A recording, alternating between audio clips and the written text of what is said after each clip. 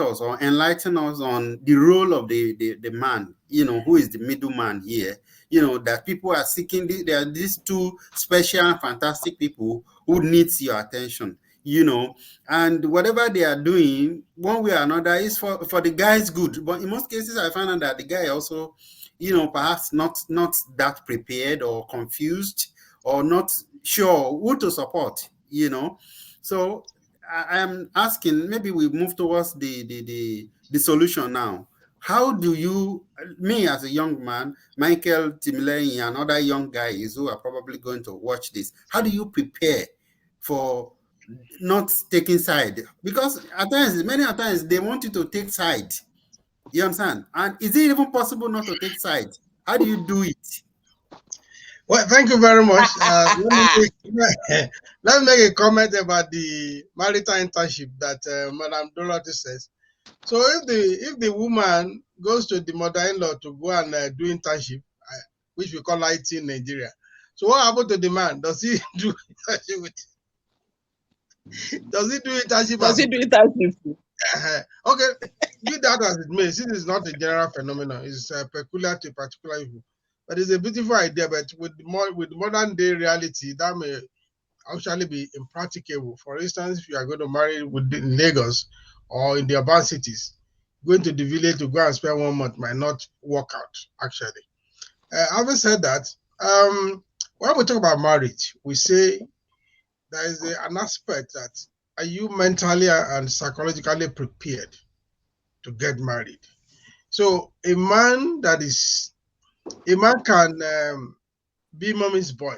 I know men that they remain mommy's boy all their life. And a man can also be WW. I don't know whether you know that. What is WW? Do you want me to decode that? Okay, thank you. It's not me that said that to say today that says say that again.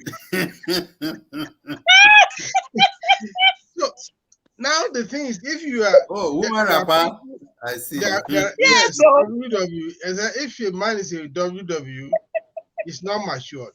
If a man remains a mommy's boy, it's not matured, and such are not ready for marriage.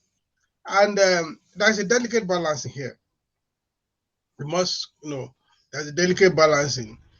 As a man, you owe your mom a respect due to her. She gave birth to you. She did everything. She brought you up. She labored for you. Yes. But when you go to the scripture that yesterday was quoting at that time, a time comes that you leave your mother and your father. It's not physically living. It's a kind of mental living, mental maturity that you have come to take responsibility for your own actions. You become more accountable for your own actions. So those are the time that okay, you are ready for marriage. So, and when you are at that point, when such situation occur, I think the circumstances will determine what you should do. One, you don't respect your mother in the presence of your wife, no matter. You manage that. On the other hand, also, you don't rubbish your wife in the presence of your mother to please your mother. Because, come to think of it, there will be fight at the other room. So if you can't neglect the other room in this matter too, because it's very important. Okay, having said that, the thing is like when there is tension, we have different mechanism of coping. What you today said about the woman going to buy fuel and everything, apparently is somebody that maybe is not it doesn't have a liver for trouble. It's not a troublemaker. It's not only Jagman kind of. So that may be the coping mechanism. Okay, let these women sort themselves out. I want to be neutral, but there are times that being neutral can be dangerous. There are times you are not expected to be neutral, because when you are neutral once, that occurrence may be happen again. But when you have the wisdom, the grace to address the issue, respectfully telling your mom, like the story I share with you, the man has to explain to the mother, look, this is the situation here. When we cook, we don't finish everything one day. What we cook, because of we go to work, maybe this thing will last for a week or for a month. I mean, for 3 days or for a week, because it's not easy here in the city to be cooking every day. In the village, they do that. They just go to the backyard, collect leaves, and soup is ready. They cook almost every day. So, but even in modern day, you have to cook and put in the freezer for 2 weeks. So, and warm every day. Those are things that are not happening in the village. So, the man must be an educator between the two. He must be a bridge builder between the two. He must be a reconciler between the two women. He must be sometimes the one that will take the insult, apologize to both parties. Women don't apologize with words. I know Madam Dorothy will take me on that. Women apologize with action. So, but men apologizes. Beg your mommy. In this case, the woman with your mother will see you as a weakling if you beg your wife in his presence, in her presence. And be practical now. When there's a hug, just tell your wife, "Oh, I'm sorry, dear, but mommy, please, I beg you." Beg your woman, say sorry to your wife when the two are present. This is the wise way to handle it.